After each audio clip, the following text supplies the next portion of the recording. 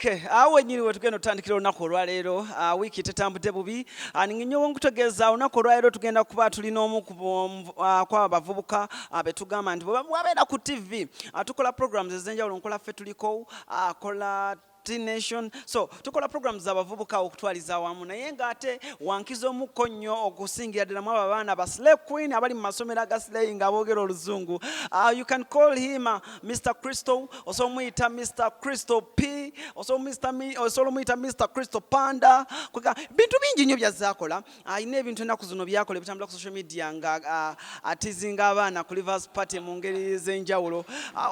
Agenda tubulya concept eyo atuula n'ani okubikola yani abunsayira obwo obuntu bwe inspiring abavubuka bangi nnyo. Right now wogenda mu masomero abaana bagamba I want to be like Crysto Panda. Cruise, I want to be like Crysto Panda. Okay, kitwala ki? What does it take? Olugendo lubadde lutya okuyingira? Awo wenyini wetugenda okubanga tutandika oli celebrity track and Crysto Panda. Mr. Crysto P is tracked and as our celebrity today. Tova ku celebrity track tukomawo. Subscribe ensonga zonna zino tugende mu maaso. Tova. Okay, empologoma ebbiri bwe zizisinkana obusubi bwe ettaka oba obusubi bwe bufuna obuzibu. Tuli abavubuka bangi abakola youth shows. Kuliko Momo 19, kuliko Alan Cruz, kuliko Crysto Panda, kuliko Liviero, kuliko Pato, kuliko Olo, kuliko Crysto Panda. Naye nga tukkirize tugaane Crysto Panda wankiza omukko. Kufe ffenna abakola tukkirize muvubuka wankiza omukko. Ndowooza olw'okuba nti kale agenda kuba tubuulira ebintu bingi nnyo kikyakola okuba ng'ate asukkuluma mukko. Manyi sometimes ogira n'ogamba this guy is good okitegeera ate naye agira n'agamba olina kino kyonsingako nga kirungi okitegeera ffenna netukkiriza tugenda kuba tumanya Crysto Panda olunaku olwaleero. Mr. Crysto P ogamba otya? Ndi bulungi muzeeyi bulungi sina buzibu. Oli stubborn nnyo oli bibyo kiki ennyo kiki? Anyway, kasooka introducing mwana Amanyi eddoboozi banaye bampita Crysto Panda aka Mr. Dimples aka True Fashion Killer aka the coolest kid in New Jersey. Abasigadde buja bafa bafe sagala manya. If you like me, thank you so much, but if you don't, sagala manya. Kampala takola ki? Takoma. Naye ekigambo ekyo wakyogera mu luyimba bannange oluyimba. Tolaba ekigambo ekyo era nze nkigamba nnyo abantu nti okujjako ng'oli perverted. That's when you're going to ofunamu ebigambo ebirala. Nenze nga nze all I meant was the city never ends. Kampala never ends. Bobo chiziza mu luzungu. So omuntu akuba trap tosobola kwogera Kampala takoma. It doesn't sound mu trap music. And the song is a trap music. You know, the genre is trap. Katosobola kugamba mbu ojja kubeerawo gambe Kampala takoma. Of course, olimba as lubeerako ne that climbing thing. Okitegeera kagenda waggulu ako nti Kampala takoma. Beat ebegenda bwe. That's trap. Trap ebe ino okubeera kona ne gundi eyo climax eyo nti kayimba kagenda so that omuntu walu feelinga ne vibe nga bwagenda. So all I meant was Kampala takoma. Era oba owulira lyrics ez'oluyimba. It's about what happens in the city. It's about biki ebibaddewo. Era ojja kuwulira Lord Mayor bamunyizeemu. So okay, he goes by the names of Crysto Panda. Akola ku NTV, akola show bagita Nation. Muvubuka ya replacing Sheila ne nani? No, by the time when I joining it kwaliko mwala bamita Joy. So I think at Joy are replacing abali bashira. So when I took it up by that time kwaliko yo mwala nena mala na achivako. So man, yeah, I'm so lucky kuba nti nange mwana afunye ko opportunity okubanga nange ndabikako because that was my dream, man. So yeah, finally, yeah. Okay. Mubumpimpi. Tugenda tandika nga tugamba Crysto Panda yasoka kweyita Crysto Love. Nga tutandika omulaba. Crysto Panda yakyusa okuva ku Crysto Panda yakyusa okuva ku Crysto Love nada ku Crysto Panda then amanya gama tuufu yani basically tutandikirawo. Amanya nedoboozi amanya matuufu nze Kyanyongera Herbert nva Masaka nva ku kyalo bakiyita Kabonera.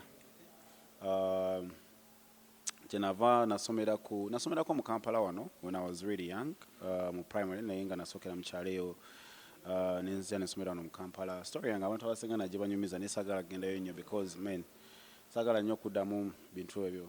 It's something sad bimbisawo nnyo bale kambulyeko omuntu at least nasomerako ku St. Jude yawe Najanankumbi nemala ngenda mu kyalo eyo nze sasoma senior 1 sasoma senior 3 nagenda njapinga classes because mwana waffe twali baavu nnyo Mama wange nze tata wange yafa nina emyaka 10 and saafuna ko time spending on muzadde wange. The only time gye nzijukira nti I was really young because mama wange yanzaala akyali actually yava na musomero, she was just 16.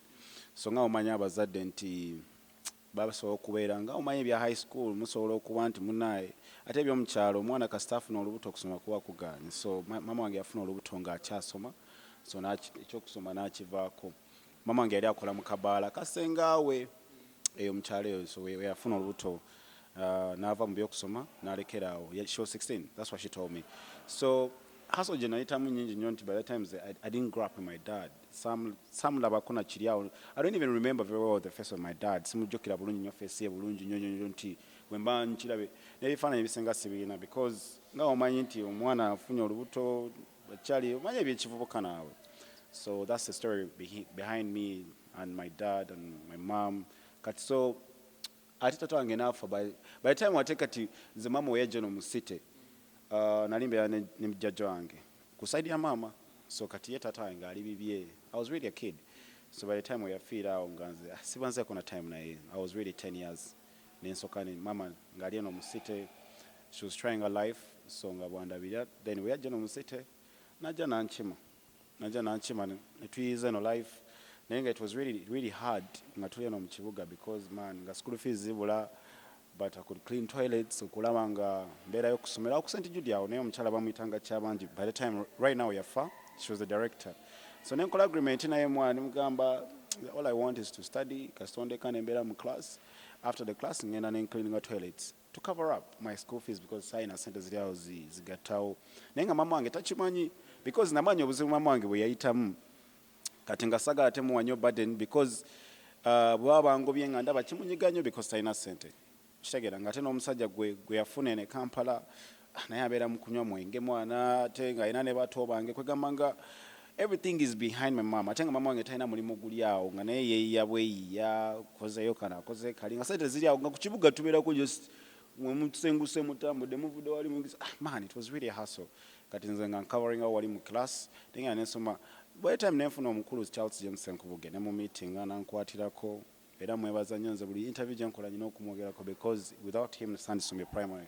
So nankwatirako nansasulira from primary 5 paka namala copies. Charles James Senkubuge wa bakayimbira. Oyo tata wange kuva dda. He's my guardian, he's my everything. So I'm so proud that I met him from day one and yanyamba zesowa kumwerabira. That gentleman. Ayambye abaana bangi naye munaye abantu abamu tebavaayo okwogera. But to me I can never forget him. So yankwatako ne bako primary ku St. Jude awo naye kati awo yatuuka ekiseera awo yali ayinamu elections awo sene ne zibulaabulamuko. So nange senior 1 oyo ne sitagisoma bulungi maze senior 2 ne ngisoma ku Young Christian. Senior 3 nga nayo ne sitagisoma awo ne nzirayo mu kyalo ne nsomera kasomero kale bakayita St. Monique mu kyalo Masaka ya. But all I wanted was to finish up and study. Kinali njagala mu life kusoma nga hasuze mpitamu nze nga I think abantu abamu batulaba ku TV ne tebamanyi what is behind. True. Because nze I think I've done everything, whatever kind of job. Napotako na chimaka amaze ku kyalo mwana just to study. Because nze nga wenvu okugenda okusoma okukiringa kuva Kyanyongera no jam town. That's the distance. But I could walk in the morning. Nengo kera saa 10. Manya by'omukyalo wabeera abali b'abantu ababbi bano basuze babba. So what it takes is kuba nti oli serious mu life. Ate nga kusomero bakwetaaga ssaawa emu nga tezinnawera. You know what that means? Okubanga oli ovadde otambula mile kyokka nga osomera mu kyalo nga ate bakwetaaga before ssaawa emu. That means olina okwerekereza ne weefiiriza n'ogamba oba nfiira mu kkubo nfiire mu kkubo but I need to go to school. Okitegera kyegamba. So abantu abamu tebakimanyi naye mwana we hustled naye nze sagala nnyo okukyogera because abantu abasinga balowooza we looking for sympathy. Actually abantu abasinga bagamba bw'otandisa banaye nakulira mu hustle nakulira mu ghetto aga no like a story ageza. So but kivola nze nali sivangayo kubyogera but one time nali ne Florida ne mbyogera so people were so amazed and people were shocked. I'm like hey tamu bali bamanyi nti oba ndi mwana wa mugagga oba nga balowooza okukola ku TV nakuba mwana wa Doni because ne NTV But man, it's a hustle.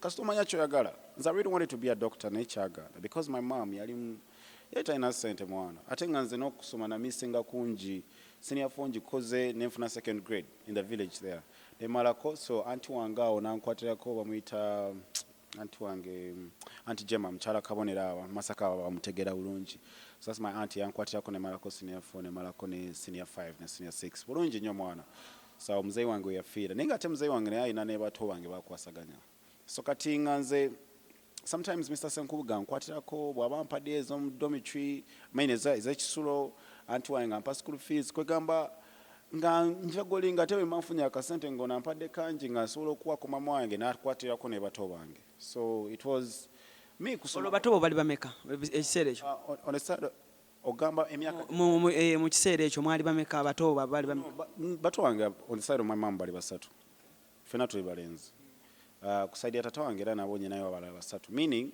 mu mama wange tata wange ndi bwomu I'm alone but kitegeeza mama wange tuli bana ne tata wange tuli bana but in both my parents I'm alone so nenga ate mama wange kati mama wange yafunayo akabaala eyo mu kyalo kozi kibuga kyagaana we yajja mu kibuga ne kigaana ne tuddayo ffena mu kyalo so n'atandikayo n'addamu era akabaala ke yakola from eri ng'akyali we yanzaalira awo so n'addamu n'akolayo akabaala n'addamu business y'okutunda omwenge ku kyalo kyava omwenge nze gwantamanya omwana sinywa omwenge because every time I look at booze I remember so the twice time ne mama wange so kivola sikwagala ate sinywa mwenge so n'atandika akabaala nga mwana afunamu eso wokede ku makya saa 10 oba n'omukonkona awo because nga tusula mu nga nyumba za kupangisa mu kyalo eyo naye nga yalina akapangisa akabaala nga tuli wano kwegamba it was really hard naye nga mwana nze kinali njagala kusoma all I wanted was to study because all I wanted was to make her proud because yerekereza nga buli kimu kyalina mwana just for me to study so but mwana nafa in 2011 nasikawo mwana nasikawo then nasikamu oli mu class ki no maliriza senior was it senior 4 yeah I think yeah nali maliriza was it senior 4 senior 5 right there so nesoka nenfuna mu break awo nga nyina okusoka nenjiya haso mwana nenjiya haso kweyongerayo nga anti bange nawe bankwatirako because at the end of the day ne bato bange nabo balina kye beetaaga so nenjiya buli kimu mwana 2011 awo bintu byazibuwala nnyo mwana muzeyi nga akitadde boy wange manyi okubanga anyway sijja kgendayo because I may cry here 2012 nentandika manyi mwana bw'ofiira omuntu abadde akubeererawo you lose yourself so I'd lost myself nga omanyi ebyekivubuka notandika getting a wild but I've never taken weight ne controllinga nensinywa mu newankubadde olina gundi gye wali oyitamu naye eriyo ebintu mu by'otaakola era tesijja wanywa ku mwenge weight omwenge kiri bwe kiti this is the thing when I was young the only moment gyenjukira ku mwenge when I was young nga omanye ebbala muzeeyo nga akola mu bbaala ng'alina ebbaala olina okwebbeera n'onywamu omwenge awo so nanywa tamiramu awo omwana enkuba abantu amayinja nga ndi mwana muto kitegeera nebbiira nenywa nkenga awo I was about 12 oba 11 so ebanyumiza scenario eyo enga mwana for life I will never take booze naye nga abasenga ewaffe bw'ogendayo mwana myayinza okukakano noyiwayo naye nga nabigaana right now nalokoka nabivaako ebyo I don't do that yeah so mami afudde okusoma okubyemu break ki ekiddako mu bulamu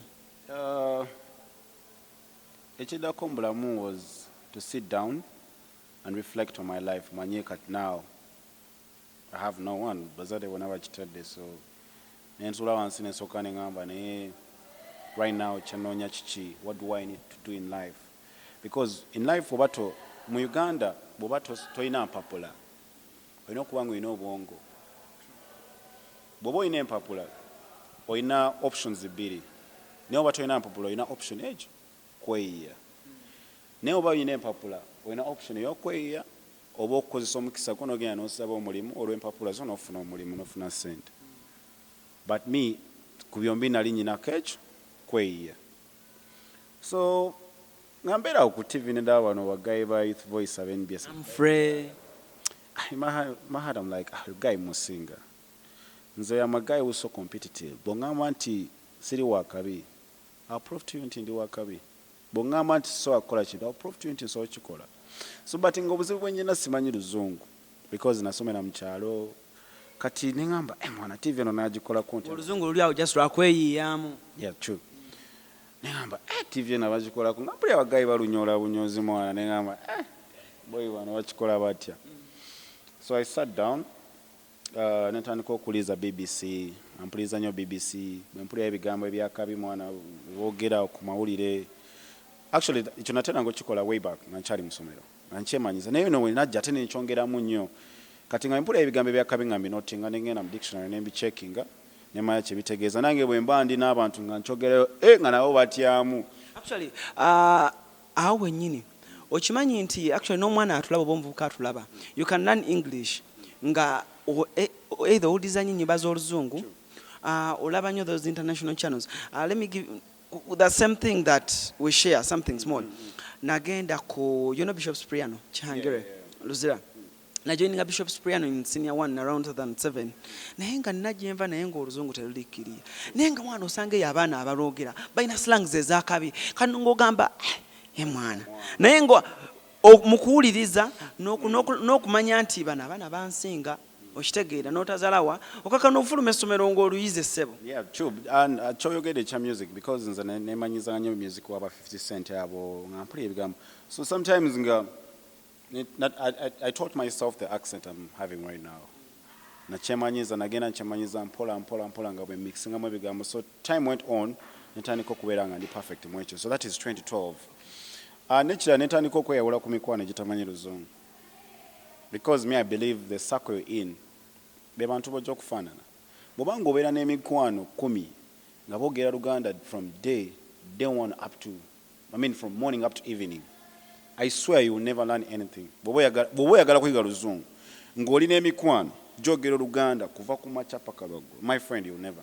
Ate naawe ne bw'onaaba omanyimu akazungu akatono ojja kubeera embarrassed.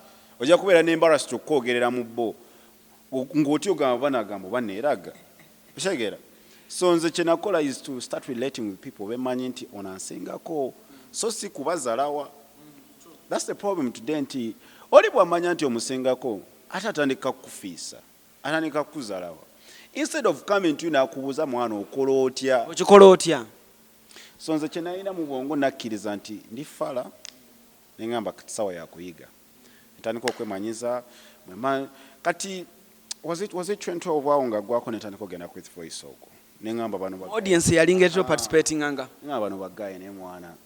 Bano bagaye na ekiki bano bagaye mbasinga kangendeyo ndabe ekiki kye baliko. So nentuukayo ogwasooka nagendayo mwana nkubamu ekikumba kyange awo nfunamu akasente awo mposeposemu nfunyemu kasente awo. Sisoma nengulayo ku bukumbakumba bwangu awo nemanya nti ogenda ku TV olina okuba smart. Ekikumba kirina okuba nga kyakutteyo. First learned to be a good TV presenter olina okuba nga oli smart. Omuntu akulabe nga agamba yes, I need to watch this guy, what is he going to say? Naye ogenda ku show nga wenna weefunananga omuntu ajja gamba topic ina interest kulaba. Nakipikira from day one. So when agenda ku show mwana ngambuli abaana balunyola nze ng'ate ng'ebiseera ebyo nkubamu ne ku rap. Nenkubamu ku rap. So kati mukubamu ku rap nze ekyasinga okumpambisa ku audience by that time nti nga ngenda mu ku show ko nenyimba mu ku ntumba wamu nga setya. Olwo biseera ebyo ngoba wabuyimba bwani obwaliko awo style ezo. Nze nga nyimba mu byange awo nga nkubamu rap zange. Because I realized nti botukange want first notice the people boli nabo. Nze natuuka mu audience nga abamu beetya ngamba no, I need to be outstanding. Omuntu alaba show tajja kulaba presenter yekka njagala nanga ndabe nze ng'ekicuka kye njagala nga bwe ntuuka ku show nga ngendayo buli Saturday nituuka ku show nga nyina okujja nga nyinawo akapi akendeese. So after some time, one time when nali nfuluma ndi mu paaka ntambula waliwo gayi yansanga mwana nkulabe ku show oli wakabi kintu ekyo kyankuba ngamba so I can be on TV and I get what I want. So by that time nga kyenoonya kukola mulimo nfune ssente nzireyo nsome. So nga ate siina mpapula kati nga nze in my mind nga mmanyi okukola ku TV n'okuba n'empapula biki. So guy bwe yaŋŋamba ne ŋŋamba okay, let me keep on going on this show. Bwe natandika ngendayo ku show nga ngendayo ngamba ne guy mumpe mwana nkolemo nga presenter. So that time waliwo producer amuyita Umar, era Umar oyo mwana wa kabinyo. Nze kyabola nze nsiba ngamba abantu nze I don't give credit to presenters, I give credit to producers, because producers they make presenters. But producer waba mufu nayo presenter ogenda kuba mufu. So guy ngaleta obwakabyawo obwokuyiyamu naleta obuchallenge obwokupresentinga kati nga tujja natuwa challenge ezo ne tugenda ne tuzikola ne turecording ne tubuleeta nawo playing ku show. So kati nga nze ntunulira nnyo guy bamita Ike Nigeria ne guy bamita Mario Lopez. Those are the guys I look up to more when it comes to TV. Beba guy bentunulira nga bera omwana bisere waliwo Big Brother Ike oyo nga wakabe nga hosting a Big Brother. So nga mugorowera nnyo nga nemba sina sente ngenda mu cafe, internet cafe, people abantu mu Uganda bagita cafe. So nengenda munga mugobera nnyo ne manyo no guy bichira ndabanyo bo clips bwe. So netandika ku building a confidence. So first thing chenamanya, you need to be smart. Secondly, you're not going to be confident. Bobera confident, you be calm. No, you get it. You express yourself. That is one thing I learned from day one. Nature building with time and when you practice.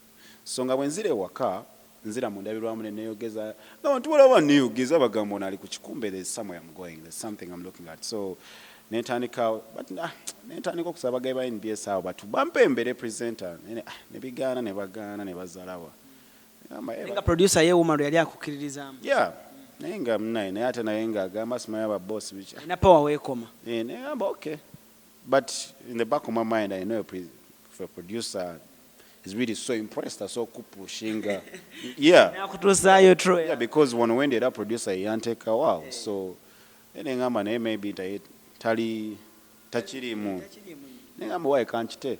So Lusenga ne yaliwo chaliwe nnyo. So mnaye nenchita.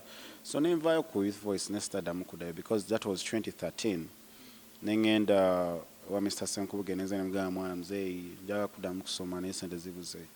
Nibali batandise bakambira School of Performing Arts. So netandika okuyiye okugenda okusoma acting. So acting twaisoma acting, directing bichi, videography, video editing. So mu video editing je nasangira lecturer abali wa mitatone Mark Chitaka. Nga inasho ku OBS school quiz. Kati nze nga sibimanyi guy nampita onangamba nampa padie iPad. Nangamba nsomere ebibuzo ebyo. Kati nga kyagala okulira audibility yange ne intonation. Kitegera. So in spitting ebigambo mbuze ebibuzo nangamba okay jangu ku OBS bude bwe buti. By the time OBS yali chalo 2013 2014 yawo. So 2014 tumuyingire tugengenza ku OBS guy ampada chance. Share yali yakubuza abana ba masomero. Kubuza bibuzo, what is this kati amasomero gajja. Yo kati jukira naliko eno ku Youth Voice ngabana bazze bakulaba. Yobola nze ngamba nyo omuntu never misuse a chance when you get a chance to be on TV. Shagira chagamba nze nakwesanga opportunity eyo nga mbeera ku TV nenyamba opportunity eyo nenchikola bulungi nnyo so that when agenda ku OBS changatako bugasi. Show bwe najikola it was a seasonal show yali ya mwaka ogwo nechingatako bugasi 2014. Nenjikola nga amasomero gajja gaseroma gaseta. So abana they were familiar with the face because nalikeno. So nebe getting more familiar with my face.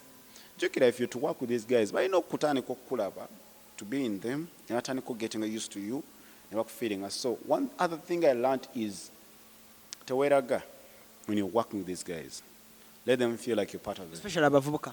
Let them feel like you're part of them. But you need to keep a distance. Tewe malamu, that's the word I can use in Luganda. Tewe malamu. So ngazichine kola wabaze tubonga nemaneza nembuza. So 2014 we yagwako. Our 2014 yawo ndi ku OBS. Bwe pushing eno actually nali ku Youth Voice. 2012, 2013, 2014. Bwe pushing eno ku NTV. By that time kwaliko Shida, kwaliko Cliff. By that time nenga ngende mwana ne bazala wa agamba atomanyi kwaliko Raymond as the producer. Yeah. Boy yanta. Onange namusinkanako baba. Boy yantambuza mwana wa mama. Boy yantambuza okumala emyaka 3. Nengenda yo ngamba master. Nokola yo screen test nakola screen test obazali make. Bane babazi bakazi bwe bazijayo kati. Zisingane shows em. Kusava. mwana nakola screen test zaali nyingi nnyo to a point nti natuuka ekiseera ne ngamba naye wano boy mbatawanya ngamba esonyiwemukko yantambuza wiiki namba ne mmuleka Raymond kati nze natambula emyaka ekyo bagamba tujja kuddira naye nga tebagamba kiki ekiriwo naye nga nze ngamba mwana njagala kubeera awo so okwagala okuddayo okusoma kyasindikiriza nnyo okulaba nti nfuna omulimu ogwo kasente nzireyo nsome so 2015 bakyusiza producer mu Jan ngena actually nali mbivudde nako nga kyenjagala kuddayo kola kikola what is that budget hot steps by the time bali batandise ku auditions ne waliwo kyesigambye mabega nti waliwo ekiseera we natuuka nga mbeera ku studio budget south side Emon producer kati nga mbeerayo ne babini nga tubeerayo eyo bini we yakubiira akayimba ne pastor omu so gye namitingira pastor omu asabireyo wakakande mwana nga nze mbeera mbazaala b'ebintu byabwe agamba ojja kujjako ku church lumu tusabe nagendayo ne meeting nga pastor kakande mwana yanyamba nnyo person yeah I've met him in person so many times era ye church yange nalokukira yanyamba nnyo mwana bino byonna tebyandibadde if it wasn't for him. He used to pray for me nga nyamba yuko ne ku sente nengena ne mu meeting nga obu meetings boli awo nakwa emitwalo nkaaga kati nga kinyambako keeping up sometimes ne you know that pastor really helped me a lot chobola nchali ono ku church yeah so 2015 nitugenda maso ne meeting Idris producer right now.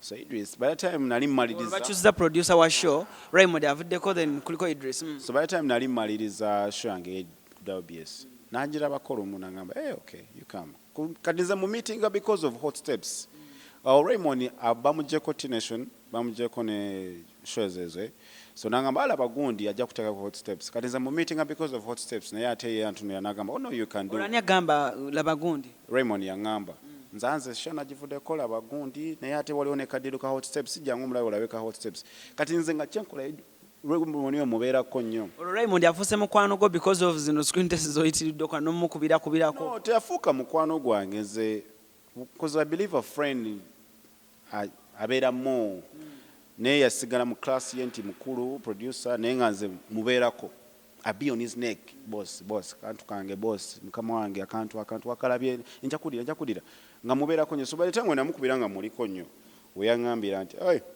by the way waliwo hot steps auditions jangu olabe gundi sango boyinza ofuna eyo ngebya T-Nation mbivuddeko nga ndowooza I'm off age kumbe natuukayo ne bangamba no the show comes from 15 to 25 to 26 so omuntu yenna osogikola obanga oli mu range eyo so ate nekiraga inangamba to be a presenter tolina kuba nti emyaka gy'olina gigwa mu show yo ono Idris yagamba yeah TV is acting kyovola ne Esses omuto yakolanga show yaba baby ne teyali muto yeah teyali muto so TV is about acting and bring out the character nti ofittinga muli waliwo abantu abakulu akola ku show nga y'abantu bakulu nenga alinga mwana muto so kitegeera so nenga tafittinga mu character eyo mu show eyo so nangamba what you have to do is to sit down or fitting mu show so shange yasoka kishitwajikola ne wano ku hamu wansi mu Roden nayo mukulu yafa owa Roden omuleme nembe mwana so chali ne bampa chance najikola ne shiraga shomba show yange yasoka awo kaso ngendo kebera ku Facebook abantu nga basimbi kebera shira naye nga ezalawo teririwo no mwana ezalawo teriyaliwo nkola ne amacha bicha oyirenge joge ndeka gwe okumanya so by the time nga atulidde mu joy teyaliwo nga mtulidde muko so ate show yange yasooka okukola naye mwana nga mutyamu mwana because obimanyi naawe bibaawo omuntu akulaga mu distance muko nga naye akulaga mu distance nti ndi wano jukira abantu badde walaba mwana ku TV so nga nawo keeping naye kyasinga omutiisa nti I was kind of professional more than her by the time. How?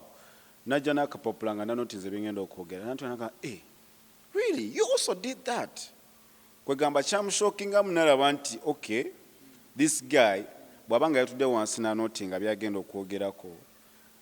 That's one thing I remember about that. That's the moment I remember when I saw okola neka moment yako nti naye yagetting a shock nga laba guy is professional is ngamanyi yali amanyi bamuletedde lugadi nga bamanyi bamuleeteddewo nti oba bano bawiri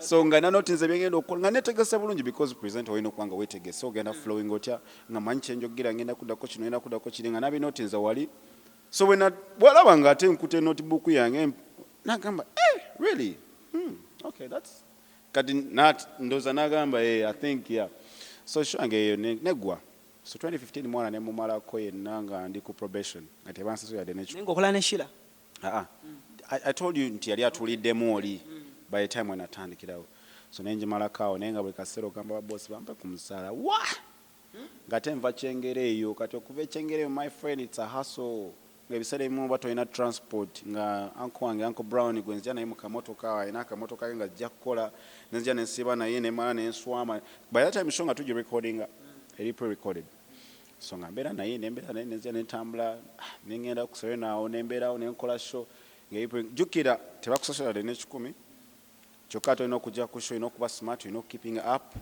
we shooting olina okujja bosi wange era mwe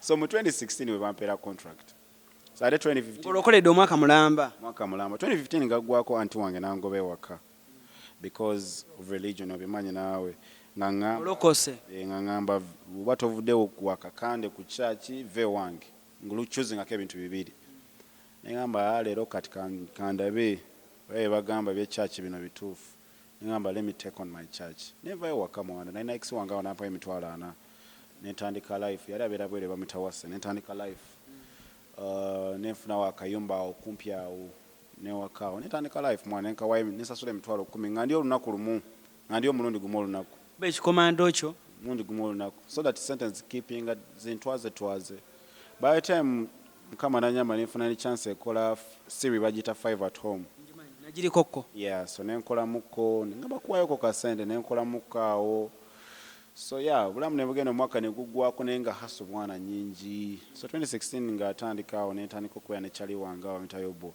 nga tubeera ffenaawo natandika okunsasula mu April jukira natandika mu 2015 April ne 2016 April mwaka mulamba tebakusasula naye nga abantu abakulaba ku NTV bamanyi bwe yafuna sente mwana yakikuba akirina yakikwata nga bamanyi gafuna sente nyingi nnyo nga baye abamu bagamba nga naye waka bagamba atoyagala kuleeta sente wano weefula mu ki naye nga bagamba naye tebannaba kunsasula naye nga ate bugumiikiriza bwe bwantuusaawo singa sali mugumiikiriza right now ate singa siri wendi singa nalinga wano abavubuka nti tebakusasula vaawo otambula genda singa siri wano wendi so 2016 we batandika okunsasula nenzirayo nensoma weweerera nentandika n'okwerera abato bange bano abasatu nentandika obbaweerera kati omu amaze ne campus omulala naye agenda kumaliriza nange namaze so nenga gwabaweerera nze mbaweerera nenga babeera ne anti wange oyo yangoba ewaka babeera ewuwe kati anti mwesonyiwa simwenako obuzibu naawe nze by the way nze amatapo gaye nti bwoba onjagala oba tonjagala sina buzibu naawe gobonjaga that's why nchogera nnyo if you like me thank you but if you don't sagala manya so bwaba njagala nga simuyinako obuzibu wachanyi nga sina buzibu neza what I can't do so akudayo we ale sola kugenda nti mu meeting because right now I'm a man sitting out nti nja kudawo musabiriza nti ki bwawulira nti ayagala okugera nange she will talk to me but I respect her era we mbanje ogedde ebintu mwogerako era I'm thankful nti yatubeezaawo nembeera naye nembeerako ewuwe nentandikirawo I'm thankful era more respect for that nemba nti yatuuka time nangamba you live because of religion nze nga some questioning about our religion so omuntu omu kyovola nze ngambanya abantu omuntu muwe chance to be who they want to be gutonsalirawo bwobanga ogenda mbasaawo bonze lwaki sigamba lwaki ogenda mbasaawo lwaki tojja so bwobanga you believing what you believing oli musiraamu oli muloko that's your belief omuntu wabanga ali above 18 nga believing kya believing let him be bwabanga talina kyakoseza nga agambe nti nze ndi mulokole gwofunirawo obuzibu obujjawa kyekyo kyegamba nti bwabanga akyalina obuzibu obwo nti nkyali bizibu bye I'm well off now God has blessed me and Jesus is still putting me up so He goes by the names of Crysto Panda. Nkugambye muvubuka aina story mpanvu aina sawa na experience mu bavubuka yomu ku bavubuka botayinza ku crawling out bwe kijja mu nsonga z'abavubuka naddala ku TV oba entertaininga n'okubakolera ebintu ebyenjawulo subscribing ku celebrity track tugende mu maaso tubere nga tukyanyumira. So Crysto Panda tugenda ku bango maze ku TV ebbanga right now 2016 you know, I think this nze wentandikira nti professionally nti natandikirawo 2016 era contract yange yatandika we matandika obalambala 2016 April. So from 2016 up to now those are like 3 years or 4 years 3 years 23 they're coming to 4 yeah ngojako guli ogwa probation they're coming to 4 kuno gwakusatu yeah so guli ogudako gwakuna mu April oba waweza gwakusatu yeah katugenda mu gwakuna so bwekito bwe kiri nzize nkikola bwentyo. God has blessed me a lot nti I've won a couple words and I'm thankful nti abaana basenga munaye tujja kutuuka ekiseera si buli akola ku TV nti bamwagala. That's one thing. Abaana tuka time ng'oli tebakwagala ng'oli bakwagala ne bakoowa naye have been on for all this time era nkyali relevant so God has blessed me. That's what I can say. Waliwo ebbanga lyatuka Crysto Panda Douglas left NTV and you can really nga bwotugambye nti gwe bw'owulira muli eri ng'osobola ekintu you chase for it however much oli ayinza okuba nga oba kuba ekikono oba you know waliwo ebbanga eryatuka Douglas n'ava ku after n'ava ku the beat and public nekulaba nga you're demanding for the show you really wanted to do that show and n'ogikolakoko what happened? This is what happened. That time, by the time I did the show, nani ndi waka by the time kwaliko producer amita Isaac MC Koko oba omumanyi wa live wire nankubira simu nangamba jangu ogenda kukola labiri mugamba why Douglas yabadde kinti munaye teyaze bw'ate waliwo obuzibu sayagala nnyo okugenda mu ebyo nengamba nga manyi just a one day thing kujja kutuulamu nagenda olaba nkola second day nagenda olaba nkola third day time so getting used to the show. Waliwo abagamba mbu abantu banvuma nze abantu tebanvuma and my aim was not to take over the show but to sit in for someone because they had a belief that it's coming back. Waliwo obuzibu bwagwawo bwe sijja kwogera because ebyo tebinkwatako yeah so ne batuuka ne bangamba tuulamu awo but as nakolako actually zaali weeks nga bbiri zaali ssatu because our radio were feed out. I think that was my first week radio because radio via Farah kuno wala kusatu one of the two so when natandikira awo then nentandika okukola so kyaliwo kiti bakama wange bantuuzamu to do a show nga bamanyi agenda kudda so wati yakomawo munaye tewali buzibu bwange naye nga nze like I told you nti bwe baba bampadde show njikola so time yatuuka ne ngamba okay I can do this bwaba against I can do this nange nga ndaba nsobola kikola naye nga bw'omanyi nti bw'oba okola n'abantu si buli omuntu aba akwagaliza ate si buli omuntu aba akukkiririzaamu though omuntu ayinza okulagaano nti akusekera naye nga si buli omu bw'oba olina amagezi kintu kino kivunule okitegeere era omala ofune answer sijja kugenda in detail so bwekito bwe kyali ku the beat ne maana time yatuuka bano balina gwe baagala abalala waliwo gwe baagala bate batutaddemu simanya ku contestinga ate no contest abantu bagamba ate Crysto Panda lwaki a contesting anti era kyekyo nange that's the question as a worker as an employee mpa neebuuza lwaki munteeka mu kasengejja tevolaba I was asking myself why would you put me bw'obanga one believing I'm in the first place nongamba tuulamu ate lwaki oba onteeka kasengejja nakyebuuzanga nnyo naye nga sina answer ate olumbe bakama bo n'obabuuza because obanga questioning endowooza yaabwe obanga aba disrespecting but as a person kyannuma I just had to lay back nenchigumira abantu ne bagamba tosobola bakuje nako.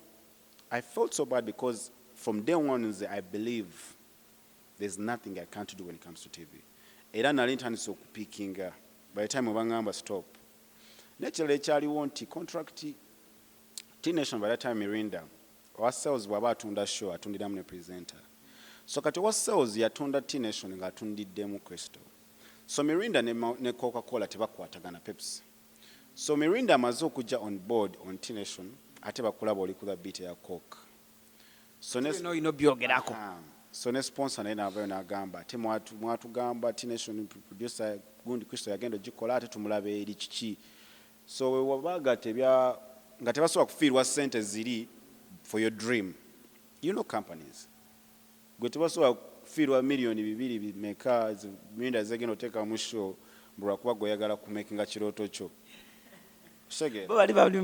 bali mu business so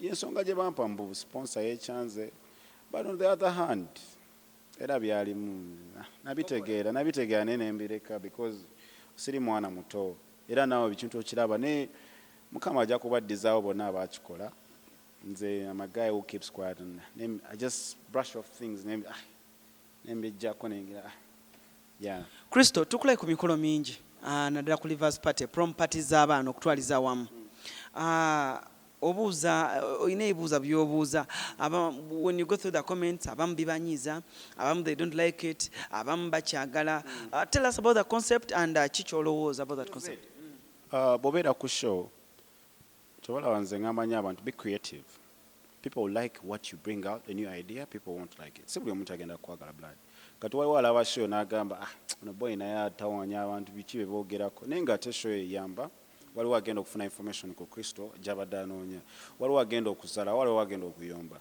so nze nga nze when I joined T-Nation by that time bali bagenda mu international schools bagenda mu zikabojjeeyo ng'ate bali abaana abasinga tebabeera ku local channels I'm not saying NTV is local but when I say ezawaffe waka ezewaka yeah bo bali babeera ku zi Disney babeera ku zi Nickelodeon babeera MTV ningamba no we need to go back on the ground tulina okugenda masomero go wansi olaba show ya peaking from the ground by the time when I joining a show nti naddayo ku roots so bw'oba ogenze mu ssomero you need to pick up ideas so kiringa kubeera every time ng'obuuza omuntu what is your name it becomes monotonous kibeera awo oli abasubira somebody is expecting byogenda okubuuzira bye bimu so when I go for proms abaana basoma they study I expect them they are candidates they're going to do papers kiringa kubuuza speak for me the word quiet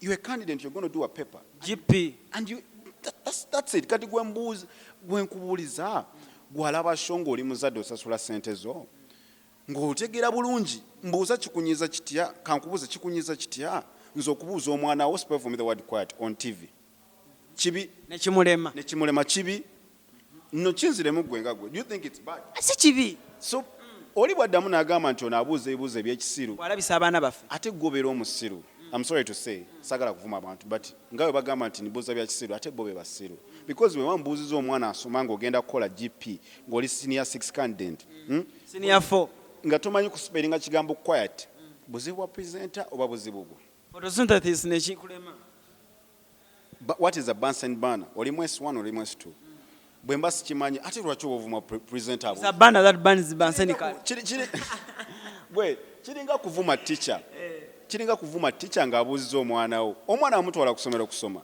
teacher n'abuuza omwana what is a Bunsen burner omwana n'addamu bubi kati omuzadde n'odde waka n'olaba pepa z'omwana ng'omwana yazzeemu kyabusiro ovuma teacher ovuma mwana kati ate nze lwaki baba banvuma n'ekirala nze abaana balina problem nti bw'ogenda mu ssomero they fake accents I think abaana baba ntyamuko naye ng'ate nze ndi so free olina akusanga oba because nkolera ku NTV nti abantu basubira NTV olina okuba ne hi Crysto kati otuukayo olina faking accent n'ayitako which is a bad era nze simba bagamba man be you olina akulimba miliyoni 3 kati kino kankyogere mu katu bw'obanga olaba show olina amagezi olina amaaso olina gamba yamadde miliyoni 3 kyekikubeera mu bonge wakanga olaba show awo yalimba kano kamitwale meka kali kesatu senga nze nga presenter sibuuliza oyo ali awo mbuuliza gwe alaba that's why mbuuza maama ogambe miliyoni 3 kale tuwebale kuva suba ogenda okwesanga ati sente zagambe miliyoni 3 abadde yeraga bwerazi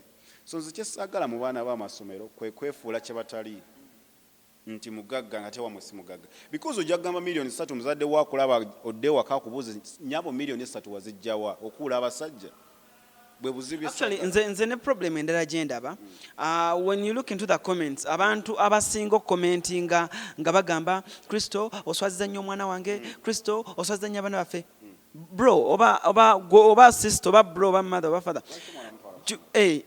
kiri kimu lwaki omwana wamutu akusomere ekyokubiri emboozi gye tuba tunyumya oluusi n'abavubuka oyinza okuba gwe wagivaamu okitegeera ye omuvubuka alaba ku tv agamba era kyekiyisa Crysto ne kiyisa Alan Cruz ng'oli agamba naffe jangu tweragemukko okitegeera waliwo n'ebigambo nti I'm sorry to say ekigambo shit kigambo kibi kitegeeza kirala naye ate bw'ogenda mu high school oli bwagamba man you got dope shit aba ategeeza mwana olina ebintu ebyakabi naye ate gwe anakiwulira omuntu omukulu mwana twogerera agaga so ebintu ebimu byawukana according to the way people see it abantu abakulu batekinze time nga tebali mu high school so ebintu ebimu bibasukkako naye nabo njagala badde emabega bajjukanyemu baali mu ssomero baali beeyisa batya naye abo bennyinnyini abakugamba tebajja kuvaayo bagambe ntwali bwetu because they will feel embarrassed because kijja kuba kibalya naye omuntu yenna ng'oli mu high school that's what they go through kweraga kugira ki naye ate nze kyessaagala nze kwefuula kyotali waliwo omuzadde yali akwataginzeeko mu inbox yo tewali omutaginga ng'ŋŋamba ki kiringa muwalawo nze kumubuuza kati nabuuza omwana wa ze comments nasenga okufuna a lot omwana wa Senowa ne mubuuza hey, who do you look up to who really inspires you in the in this industry Twyla Swift ne mudamu ne mubuuza mama did you say Taylor or Twyla n'agamba Twyla buzibu bwani bwamwana abantu bakibali banvuma buzibu bwani buzibu bwange era ne maane mugamba spell for me the word Twyla nze manyi omuyimbi because olaba ate n'abaana bo bakolamu n'ayogera ekintu nga tokimanyi you look stupid and green so nayagala ne ngamba why sagala kwefuula nyinza okuba omwana agambe Twyla Swift nga gye kituufu ne ngamba why I'll look for that person era bwe napostinga nagamba who is this artist kati abantu ne bagamba oyo alooza wakabi naffe kennyini obeera ku byotamanyi omwana ate bw'okimubuuza n'akigamba nga tokimanyi you look stupid and green kyovala namubuuza nti spell for me the word Twyla manye kyokka ate bwe yaspellinga kiri that means you're faking an accent which is not good to fake an accent ate nno ekyewuunyisa if someone blames n'agamba nti Crysto akikola bano abaana baffe there is one clip ate gye nalaba wabuuza omwana n'omugamba wamubuuza otya then n'akugamba wamubuuza byayambadde because tinga sente meka then omwana n'agamba worth your salary kati audience yo abamu baasanyuka mbu banvumye mbu banjereze but as an entertainer I wasn't offended because tamanyi musala gwensasulwa ye yali ayagala kunvuma oba kunzala kulagako ate in real sense tamanyi sente ze bansasula so that means yali omuntu alina amagezi ategeerawo nti ono omuwala musiru because ate bw'ogamba mu worth your salary nga tomanyi sente ze nsasulwa then oba you're playing yourself naye ate abantu abamu kati naawe kikwewunyisa people liked that why because kikola ekyo ate abantu bandinvumye nnyo kyokka ate bwe yakikola most people were happy so olaba nti in life tokola kintu kisanyusa abantu kola ekintu kyolaba nti kituufu wajja kuba bakyagala wajja kuba batakyagala nze meetinga nnyo abaana but one thing I realized bano abaana bafakinga nnyo life which is not good nolaba omwana I bought things from a brands kyokka muwala a brands is for men you get so yakijje kati nze bwe nkwata ebintu bwe bitone Brina is posting a shezo I think you remember page yanga sitekayo clip obo nagamba ekyo kikambuteekeyo so bwe natandika obuteekayo abantu abasinga babwagala abantu so n'omwana ono bw'anaakalaba abadde agenda okukola ensobi eyo tajja gikola sobola nze nteekayo buli kimu ebirungi n'ebibi mwesorting ezisina buzibu ebbanga lyokoledde mu bavubuka n'ebbanga lyokoledde mu baana abaana bano naddala okutwalizaamu abaana ab'obuwala okwegomba oluusi kusukka oli ne yeegomba n'agamba okay mwagala Crysto kyakola naye ate njagala abeere oba like tufune relationship eyawukana ku kino ekintu ekisooka okinyonnyola omuvubuka akulaba ssaawa zinaakula okirwanyeeko otya mwana buli omu akimbuuza ekyo oba oguma bugumi n'ogamba kankwatemu kenkutte leero bwe nkwatayo akamyufu enkya nga edda ssebo I'm so friendly era kino nkigamba nnyo abantu era waliwo gwe nabuuza ne mugamba bw'oba ng'olina mukazi wo ng'olina omuwala gw'oyagala mubeera ku kyalo kyekimu omuwala oyo n'omulaba ng'abeera n'abasajja n'abalenzi nga 5 omulundi gumu ng'ayogera n'oli kye kikugira mu bwongo naye ng'ate omuwala oyo ayinza okuba nti that's how she protects herself nti bw'ababeeramu gwa n'amulaba ojja kulooza mwezi naye ng'ate tekikwewunyisa nnyo nti abawala abasirise nnyo basinga becoming pregnant naaba nga tafunanga lubuto kitegeeza nti gw'ojja mulaba nti oba malaaya oba ki naye nga tesikyali in real life naye bino ebyesirisa my friend be basinga okufuna embuto so kyengezaako okugamba nti me my friends abasinga bawala the circle gye mbeeramu that's how I protect myself nti omuwala ono bw'anajja nagamba Crysto nkwagala n'omugamba sikwagala kibi nnyo ajja kukyabulamu bwe bwonna naye bw'agamba nti nkwagala n'omusembeza with time agenda kurealizing nti oli interested ajja agenda kibrushing off agenda akitampola mpola naye bw'ajja nagamba boy wange nkwagala biki nze ogenda musono n'ovaayo n'opapula nga 5 somebody sent it n'ogenda olaba hey, I like your hair I like your shoes nomala n'obusula wali because yomukyayagala okimanyi and you know Uganda antu abasinga jagambo bagalira abaana so but I'm so friendly that's what I can just send to you abaana bonna buli omu ajja ne feelings there but you need to just control yourself man and I'm so friendly oli okusaba enamba n'ogimuwa najja mu inbox nakusindikira biki exactly nange kye nagamba omuntu ne mugamba mu masomero gye tugenda omwana akusaba enamba n'ogimuwa but nga gwe mu mutima omanyi ankubira lumu ne blocking ate nze siba blocking because why nze dealo zange zisinga nzifunye mu baana b'amasomero nti olaba nga agenda sukka obalaba nti bagenda sukka naye n'omulekaawo kiri tobalaba nze nfuna nnyo obuzibu ne ba girlfriends when I'm dating I flirt a lot which is bad in a relationship and which is good in some way when it comes to business bw'obanga oyagala ofuna omulimu mu nsi eno ng'ogenda gufuna opposite sex you need to flirt gweweebuze lwaki opposite sex eyanguyirwa nnyo omuntu than the same sex when I say sex I mean male and female oba boy and girl nti omuwala ajja kuwanguyira nnyo okuba nti oye njogera ne Crysto buli kaseera mwana waliwo kano kadiiro jangu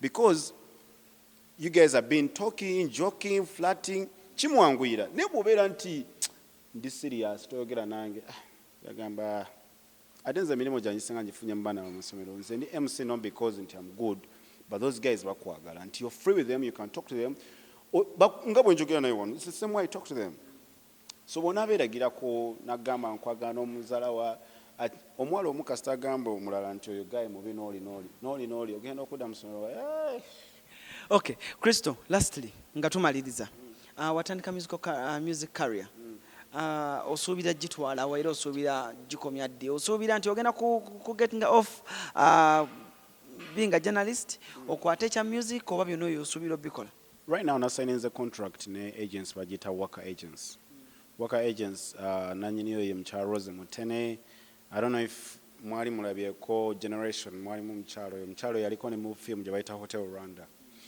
so what she does agenda mu buli nsi nasigninga y'abantu she's based in South Africa nasigninga abantu kati ye kyagenda nakola nabeera agent weweweyo nakubookingira shows nakubookingira interviews nakumarketinga online nakufunira emirimu wabweru so nasigninza contract naye so tuliko nze naye nze Sheila Brian Mulondo Gaetano ne Flavia we are 5 in Uganda so agenda nakufunira deal ku BT ku MTV so anytime oba ondabyeyo tewewunya but when it comes to my music nze bulijjo mukola with a sense of helping guys mu video zange oba ozabye ojja kula mu baana b'amasomero nga bazina I pick dancers from schools because when I do shows in schools abaana bano baperforminga mbafuna nenjogera ne bazadde baabwe ne babakkiriza ne mbawayo ne kasente ne bajja ne babeera mu video so that mpa platform dancer ate nange Crysto omwana oyo bw'aneeraba mu video ajja okugamba n'oli gwe video it's part of marketing myself nze sikola music kufuna sente it's a marketing tool and I'm telling you for the first time I've never told this to anyone gwona oba tonjagala ng'okolera ku BBS omuntu bwana requesting oli ojja ddukuba so it's a marketing tool it's a marketing strategy bw'obanga oli presenter ng'oli eyo ng'olowooza ng'okubeera ku TV n'oyogera kigenda kufuula wakabi no You know why watandisawo channel eno? Because you're marketing yourself. True. And it's working for you. So kati goba olowooza nti ojja kudda ku show lwakuba Crysto akola bulungi omwogerere simanya mbu abantu bamukyawe tebikola. Tuula wansi beera naye ekintu ekirala ne strategy. Kati nze Crysto right now never ku NTV. Music, people love the songs. Nsobola okugetinga into music ne building iraho nenzimba MCing. Sente zange ezisinze nzifunye mu MCing so sina ku NTV. NTV abantu balowooza NTV it's about money. Abantu erife tubeerayo eri ku building CVs zaffe na careers zaffe. Gutoja mu TV ngozembu nonye kunonya sente mu TV. There is no money in Uganda TV sessions.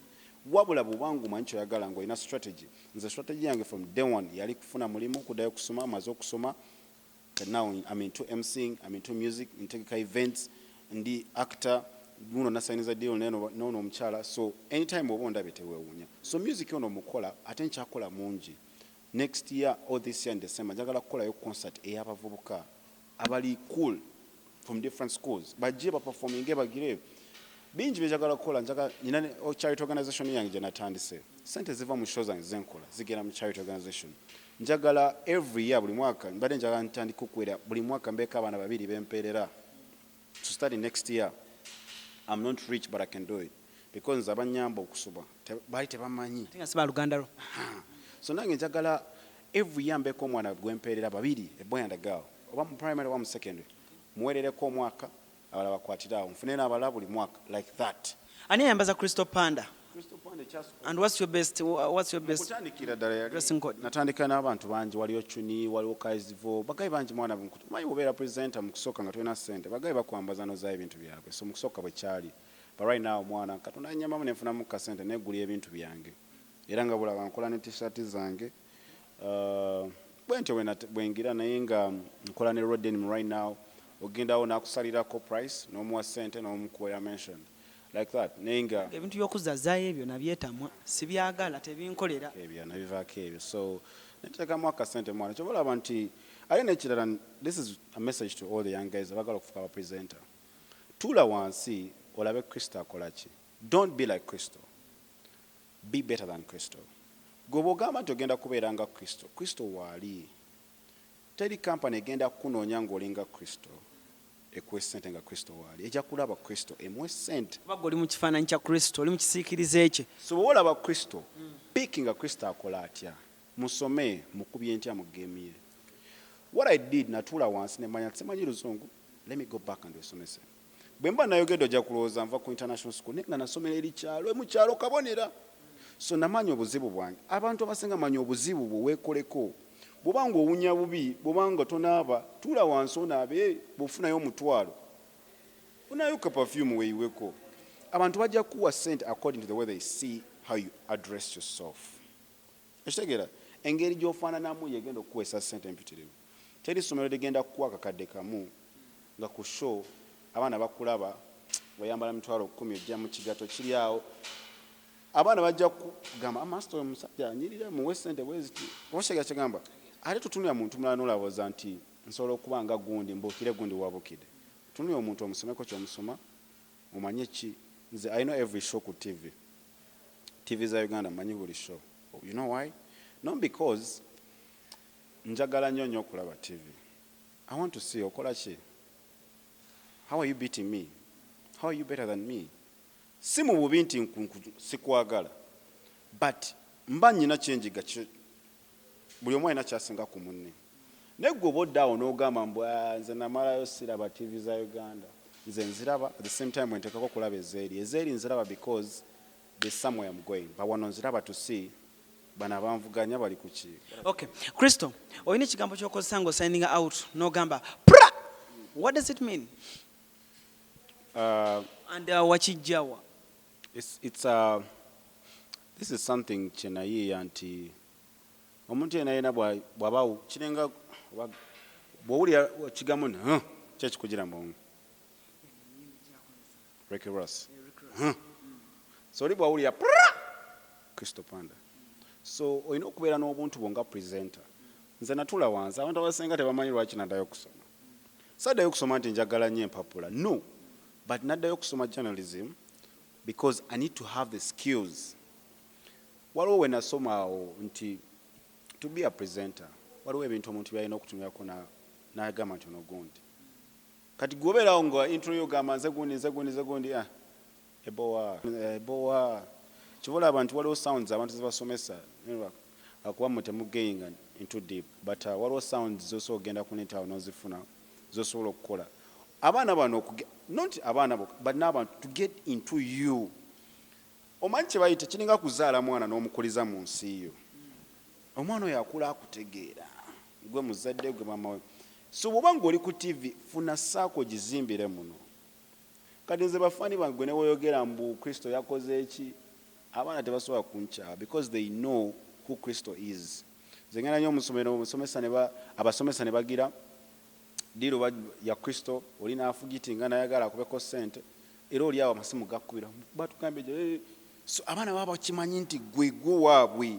so kati naawe presenter obangu ndaba oli eyo oyiya oyagala kutandika kubeera presenter forget about this thing of beefing forget about being like so and so look up to someone don't be like so and so kyobola nze nkozesa nnyo ekigambo I look up to sagala kubanga gwe tevola ne Uganda industry bapresenter bakabe naye siina gwe ntunuulira Crysto Panda why nze mmanyi haso yange nze mmanyi what makes me unique what makes me different gwomanyi kyekikufula wakabi era omwana abaana abakula bagamba Alan Cruz what Crysto what abantu abakula bo bamanyi ekitwawula naye gwe bonda agamba mbu kambeere nga Crysto nange bajja kunjagala my friend no. Njagala mbere ng'ate tuwunzika show olunaku lwaleero subscribing a celebrity track noonyaako ku Instagram official Alan Cruz Facebook Alan Cruz wamu ne Divorce Matovu abeerawo nnyo nga producer wa Sheno okulaba nga ekintu kino tukikyusaamuko nnyo Divorce mukoze sente akuba kiyero musajja wa kiyero naye nga nekyala kyemplanning mwana show zange zino zenkola masomero ngenda mpickinga y'abaana so at the end of the year njagala kukolayo track ng'eriko abaana from different schools because mwana bwobanga ofunye omukisa n'ofuna platform yamba tomanya ani gwe gy'okuyamba tomanya ani kyajja kuyamba mwana nze misase nkubwe yanyamba nnyo kanange nyina okuyamba abaana bangi eyo tomanya abaana abo baliyamba abaana bange oba abaana bagundi so obanga ofunye akakisa ngwena muka ssente mwana muyambagane ate nze n'ekirala nti va ku bino ebyokugamba nti gundi n'amutuukirira nti nze natomeranga office nga ngenda ntomera butomezi ne vice president oyo namutomeranga because aveeyo waffe yasomera ku ssomero limu nanga ngenda ne mutomera nampayo kase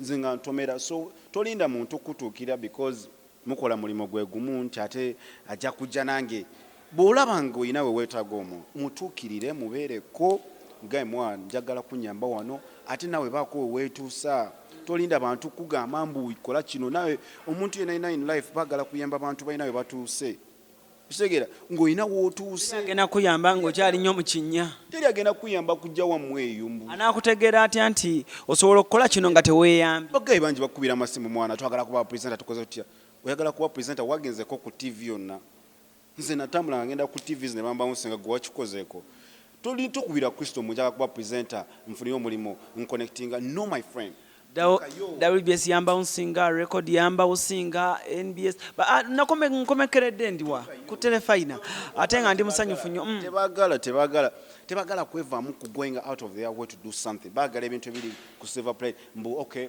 ndi kyali wa Crysto ajja kunconnectinga my friend ate munange okimanyi nti out of bouncing okimanyi you can be bounced by a TV station ate after ne bakuresigning awo bennyini That's what happened. Bango banga but ate sije nkola. NTV eganye naye ate after nofuna. Ale nekirala abantu bave mu kutunuulira ekintu ekimu. In Uganda you need to be versatile. Bubanga you want to be a TV presenter. Lay a strategy nti mu myaka wegiti enda kutaninga into this and this and this and this. So nze nyina strategy to get out of TV in a few years whereby njagala getting into movies. Njagala producing movies and me too. So next year ngenda kuba nkola shows zange. I'll still work for NTV or any TV je nabamberako. But at the same time I'm producing a show zange bwe nsteka ku YouTube bwe nselinga ku channels endala. That's how you get money. Nego obolowoza nti ojja ku show ofune abantu abasinga tebagala ku. This is what happened. Abavubuka bajja ku TV nga ze kwana. Kufuka celeb kufuna bakazi. Kufuka celeb kugenda mabala kunywa. Kufuka celeb nze Crysto tolinda ba mubala. No, nze ni muyimbi kola music. But you never see me in a bar. Era wemba ngenze in a month I can go out once. Because omuntu yena bwaba kulaba ngoli everywhere. mbuli agenda sasula tyakadde kamu kuyita ku show omwana w'essomero because akusanga ku kasa n'akusanga wali n'obeera ku shisha port ne muginywamu ebyo sibikola bosi wange bwe mba siri mu jimu wano ndi waka wange ekisemba Crysto owasadde era omukyala tumulabako ddi wasadde mwana nyina okukola sente naawe mbuuza byakuwasa nyina okukola sente naawe mbuuza kuwasa kati girlfriend ye waali mwana lwaki tomala interview naawe naye nga yejaali mwana bamuyitaani tumale shiyafe olunaku olwakatero gwe ne momo Mama 19 Crysto Panda ngambye bannange momo 19 ngate wangamba ku Dax Katero mama tulaba bulabi post tugamba abaana bano beyagala Alan Cruz alongside Crysto Panda, Mr. Crysto P alongside Mr. Handsome Alan Cruz alongside Divorce Celebrity Track kwetuba subscribe abeka ole lero tosobodde kubeerawo naye katukuzubira kidolula loli kibeerako subscribing abambi mukwano tusobole okubanga ensonga zonna tuzagala genda ku Facebook like our page Celebrity Track osobole okumanya bichi ebiri mboze eri emabega wa celebrities abasinga Divorce mu kiyero nkutubiddeko nnyo nti we balinyo kuba omusati gwa yero Crysto Panda twalesa amasati amapya my brother omusajja yalesa amasati agamuntu agajje Canada agamuntu agajje Japan Germany n'ensi endala eziri awo so musiba bulungi mwera abamusati muganoonye Crysto Panda panga